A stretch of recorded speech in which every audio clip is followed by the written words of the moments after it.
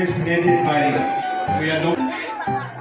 Karong adlaw atuan na usab ipahitabo ang atuang community outreach program sa Davao Region 3 of the Fraternal Order of Eagles, Philippine Eagles Incorporated. Katuhan kayo sa laman.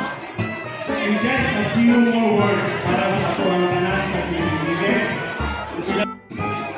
So help me God. Daghang salamat Kuya Philo. Makita na nila dito kisa isog. Pag isog gali ka, uhatag pag yun na sila cash sa inyo ha. Basta inig tuli, di yung tamuhilak. Dapat inig sakit na gali, musinggit na tag, mabuhay ang agila. Kana, uhatag yun na sila. Tama ba mga ate, kuya? Upuot na yun na sila silang bulsa.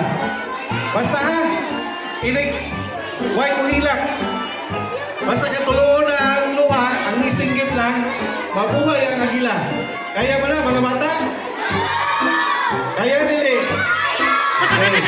Isa na may nag-uyap nili. Taas ka mo, nag-uyap. Ay. Di, pag yun mo, mabulagan na gihapon mo umpa. Inig-sulti niya, uyap-uyap, pisok, mamalay ka. So, mga ginikanan, dagan-dagan kayong salamat sa inyong presensya. Naara niya mong grupo sa ka-fraternity nga nagatabang sa pagkomunidad. So, wapil lang tumog dire, no? Wala po may gidala ka politiko. Ang gigasto na mo ani, gikan yun sa mong sariling bulsa. Inasayod yun kami nga serbisyo sa katawan, pag-serbisyo po sa atong labang makagagahon. So, kanapin pa lang, dagan-dagan kayong salamat. Unta puhon, magkita-kita, gapon ka sa lain-lain ng mga lugar. Mabuhay ang agila! Daghang salamat. AJ Abinoha. Tindog na, ato dito.